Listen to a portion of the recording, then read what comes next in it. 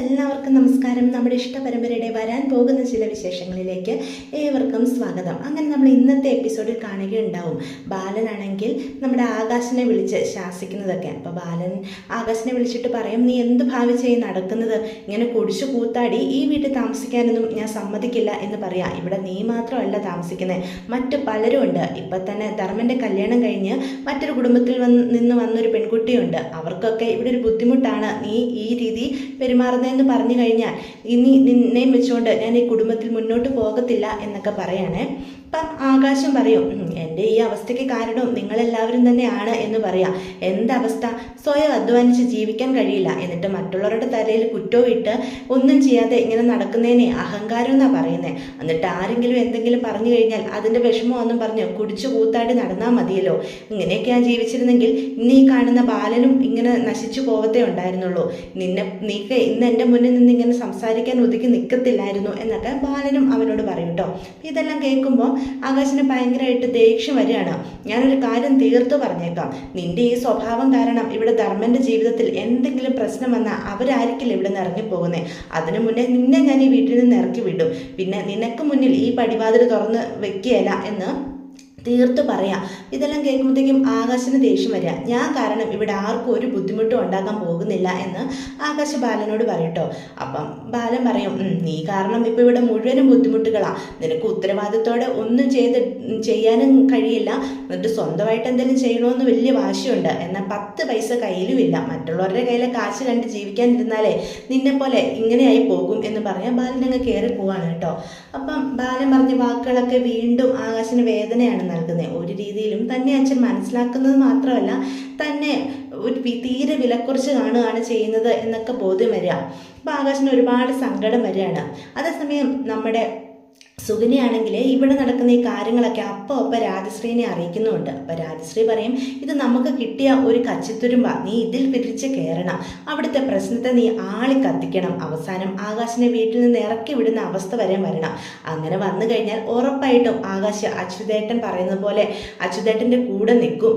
അങ്ങനെ വന്ന് നിന്നാൽ പിന്നെ ഈ കോമഡി സ്റ്റോഴ്സ് ബാലൻ പൂർണ്ണമായിട്ടും തകരും എന്നൊക്കെ രാജശ്രീയും പറയുക. നിന്റെ നിലനിൽപ്പിനും അതാ നല്ലത്. നീ അവിടെ നിൻ്റെതായ ഒരു സ്ഥാനം ഉണ്ടാക്കിയെടുക്കണം. അതെന്തായാലും ചേച്ചി പറഞ്ഞത് നേരാ. അവിടെ ഗോമതി ചേച്ചി ചെയ്യുന്ന പല കാര്യങ്ങളും ഞാൻ തന്നെ ഏറ്റെടുത്ത് ചെയ്യും. ചേച്ചി കണ്ടോ, അവിടെ ഉള്ളവരുടെയൊക്കെ മേളിൽ എനിക്ക് ഒരു നിലനിൽപ്പുണ്ടായാൽ മാത്രമേ മുന്നോട്ടെൻ്റെ ജീവിതം നന്നായിട്ട് പോകത്തുള്ളൂ. അതെനിക്ക് മനസ്സിലായ കാര്യമാണ്. ഇപ്പം തന്നെ ആ മീനാക്ഷിയോടും ഞാൻ രണ്ടെണ്ണം പറഞ്ഞിട്ടാണ് വരുന്നത്. മീനാക്ഷിയുടെ മനസ്സിൽ വന്ന് ആളി കത്തട്ടെ, എല്ലാവരും പരസ്പരം അടിച്ചു പിരിയട്ടെ, ഇതൊക്കെ കാണാൻ നമുക്ക് സന്തോഷമല്ലേ എന്ന് രാജശ്രീയോട് സുകന്യ പറയാണ് കേട്ടോ. ഇതൊക്കെ കേൾക്കുമ്പം രാജശ്രീക്ക് മനസ്സിന് സന്തോഷമാവുകയാണ്. ഈ പ്രശ്നത്തിൻ്റെ ഇടയിൽ നീ ആ അനുശ്രീയുടെ കാര്യം മറക്കരുത്. അവളെ എങ്ങനെയെങ്കിലും ഈ വീട്ടിലേക്ക് എത്തിക്കണം. അതിൻ്റെ ഉത്തരവാദിത്വം നിനക്കാ. അതൊന്നും ഞാൻ മറന്നിട്ടില്ല ചേച്ചി. ഞാൻ എല്ലാത്തിനും കൂടെയുണ്ടെന്ന് ചേച്ചിക്ക് ഉറപ്പ് നൽകിയതല്ലേ എന്നൊക്കെ പറയാണ്. അങ്ങനെ സുകന്യാണെങ്കിൽ ആകാശിൻ്റെയും മീനുവിൻ്റെ പിറകെ തന്നെ കൂടുക. അപ്പോൾ അവർക്കിടയിലെ പ്രശ്നങ്ങൾ എന്താണെന്ന് അറിഞ്ഞിട്ട് അത് കൂടുതൽ വഷളാക്കി കൈ കൊടുക്കണം. ഇതാണ് സുകന്യയുടെ തീരുമാനം. അപ്പോൾ അച്ഛൻ ഒരുപാട് തന്നെ വേദനിപ്പിച്ചതും അതുമാത്രമല്ല ലൈസൻസ് കിട്ടാത്തതും ഒക്കെ കൂടി ആകാശിനെ വീണ്ടും വല്ലാത്തൊരവസ്ഥയിലേക്ക് കൊണ്ടെത്തിക്കുകയാണ് കേട്ടോ. ആകാശിന് നല്ല സങ്കടവും വരിക. അതുമാത്രമല്ല ആകാശിൻ്റെ കയ്യിൽ നിന്ന് അവനാണെങ്കിൽ ആ എടുത്ത കടയും നഷ്ടപ്പെട്ടു പോകുന്ന അവസ്ഥയിലേക്ക് എത്തിച്ചേരുവേ. എല്ലാം കൊണ്ടും താൻ ഒന്നും അല്ലാതായി തീരുന്നു എന്നൊരവസ്ഥ വരുമ്പോൾ തൻ്റെ വിഷമം സഹിക്കാൻ പറ്റാതെ വീണ്ടും നമ്മുടെ മീനുവിന് കൊടുത്ത വാക്ക് തെറ്റിച്ചുകൊണ്ട് ആകാശ് വീണ്ടും കുടിച്ചിട്ട് വീട്ടിലേക്ക് കയറി വരും. അത് അന്ന് വന്ന പോലെ രാത്രിയല്ല, പകല് തന്നെ കുടിച്ച് നല്ല രീതിയിൽ 4 കാലില ദേവമംഗലത്തേക്ക് കയറി വരുന്നത്. അപ്പോൾ അവിടെ നമ്മുടെ മിത്രയാണ് കേട്ടോ ഇരിക്കുന്നത്. മിത്ര ഹാളിലിരുന്ന് പഠിക്കുക. അപ്പോൾ പെട്ടെന്ന് ആകാശിൻ്റെ കോലമൊക്കെ കാണുമ്പോൾ മിത്രയും അങ്ങ് സങ്കടം വരിക. ആകാശേട്ടാ ഇതെന്താ ഇങ്ങനെ എന്നൊക്കെ ചോദിക്കാം. മിത്രേ, നീ ഇവിടെ ഇരുന്ന് പഠിക്കുമായിരുന്നോ? പഠിച്ചിട്ടൊന്നും കാര്യമില്ല മിത്രേ. ഇവിടെ ആ ബാലൻ തീരുമാനിക്കുന്നതിനപ്പുറം ഒന്നും നടക്കാൻ പോകുന്നില്ല.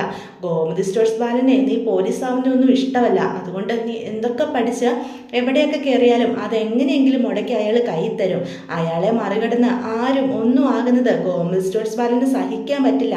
ഇപ്പം തന്നെ എൻ്റെ അവസ്ഥ നീ കണ്ടില്ലേ? ഒന്നും അല്ലാത്തവനാക്കി കളഞ്ഞു ഈ ആകാശിനെ. എൻ്റെ ഭാര്യ പോലും അതിന് കൂട്ടു നിൽക്കുക. അവൾ പോലും എനിക്ക് ആ ലൈസൻസ് തരുന്നില്ല. ഞാനിതൊക്കെ ചെയ്യുന്നത് ആർക്കു വേണ്ടിയാ? അവൾക്കും കൂടി വേണ്ടിയല്ലേ?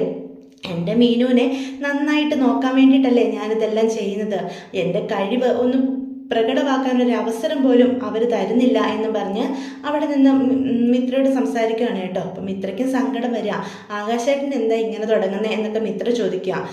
ഞാനെൻ്റെ വിഷമങ്ങളൊക്കെ ഇങ്ങനെ കുടിച്ച് തീർക്കുക എന്ന് പറയാണ്. അപ്പം സുകന്യയും പെട്ടെന്ന് കാണുക ആകാശ് വീണ്ടും കുടിച്ചിട്ട് വരുന്നതൊക്കെ. അപ്പം നേരെ റൂമിലോട്ടാണ് ചെല്ലുന്നത്. അപ്പോൾ റൂമിലോട്ട് ചെന്ന് കഴിഞ്ഞ് കഴിയുമ്പോൾ മീനാക്ഷി അവിടെ ഉണ്ട്. അപ്പം മീനാക്ഷിക്കും ദേഷ്യം വരിക. നീ എനിക്ക് വാക്ക് തന്നിട്ട് വീണ്ടും കുടിച്ച് എൻ്റെ മുന്നിൽ ഇങ്ങനെ വന്ന് നിൽക്കാൻ നിനക്ക് എങ്ങനെ തോന്നി ആകാശേ എന്നൊക്കെ മീനാക്ഷി ചോദിക്കും കേട്ടോ.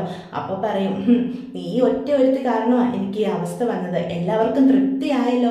ഈ ആകാശം നശിച്ച് കാണണമെന്നാണ് എല്ലാവരും ആഗ്രഹിച്ച്. എൻ്റെ മീനു നീയും അതല്ലേ ആഗ്രഹിച്ചു. അതുകൊണ്ടല്ലേ നീ എനിക്ക് ലൈസൻസ് ഒപ്പിട്ട് തരാത്തത്. എല്ലാവരും എന്നെ ഒരു ശത്രുവായിട്ടാണ് കാണുന്നത്. നീ എന്തൊക്കെയാണ് ആകാശം ഈ പറയുന്നത് എന്ന് ചോദിക്കുക. അല്ലെങ്കിൽ പിന്നെ നീ എന്താ എനിക്ക് ലൈസൻസ് തരാതിരുന്നത്? ആ ലൈസൻസ് കിട്ടാത്തത് കൊണ്ട് ഞാൻ എടുത്ത കട പോലും എനിക്ക് നഷ്ടപ്പെട്ടു പോയി. ഇപ്പം ഈ ആകാശ് വട്ടപൂജ.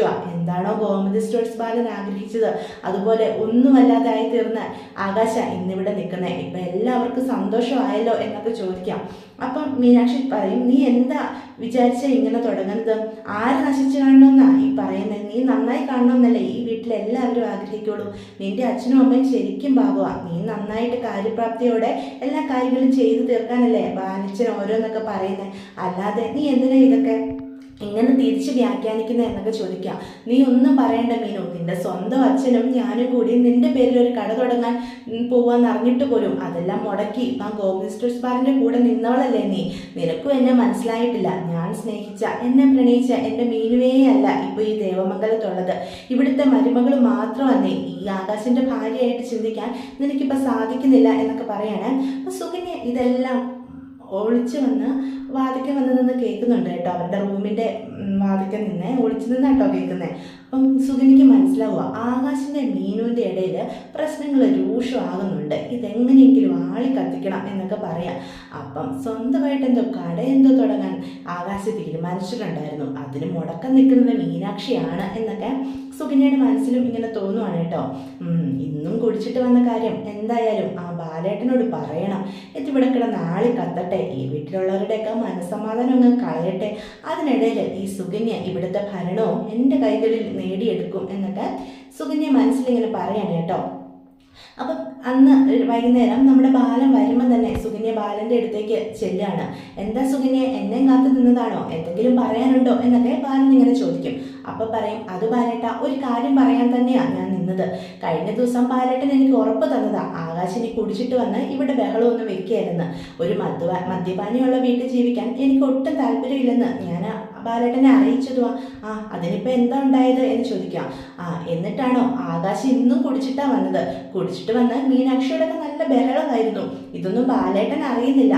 ബാലേട്ടനെ മോൻ തീർത്തും ഒരു മദ്യപാനിയായി മാറിയിരിക്കുക.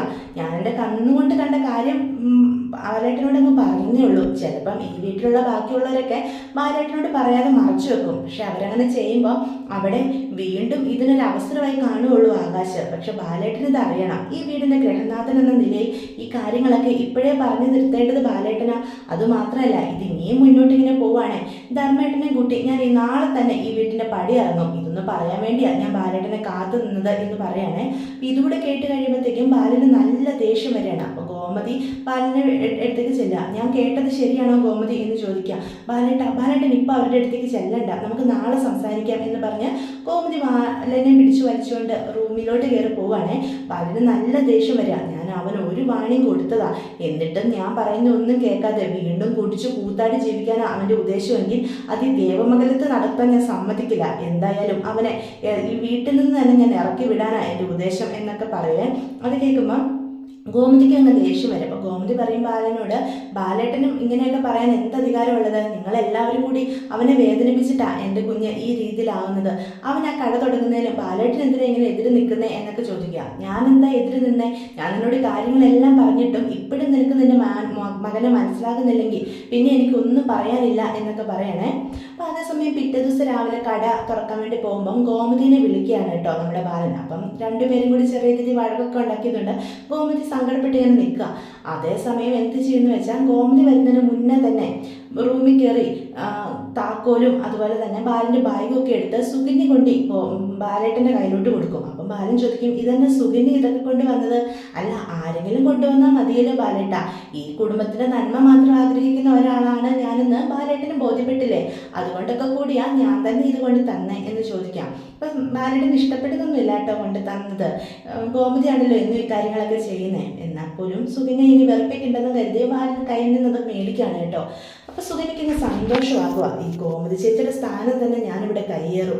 ഈ സുകന്യ പറയുന്ന വാക്കുകൾക്കപ്പുറം ഇനി ഈ ബാലനോ ഗോമതിയോ ഈ വീട്ടിലുള്ള ആരും കേൾക്കാൻ പോകുന്നില്ല. ആ അവസ്ഥയിൽ ഞാനിവിടെ കൊണ്ട് എത്തിക്കും എന്നൊക്കെ പറയാണ് കേട്ടോ. അപ്പോൾ ഇതൊക്കെയാണ് നാളെയും മറ്റന്നാളും ഒക്കെ വരാൻ പോകുന്ന എപ്പിസോഡിൻ്റെ വിശേഷങ്ങളെ. വീഡിയോ ഇഷ്ടപ്പെട്ടുവെങ്കിൽ ചാനൽ സബ്സ്ക്രൈബ് ചെയ്യാൻ മറക്കരുത്. അപ്പം ലൈക്ക് ചെയ്യാനും മറക്കരുത്.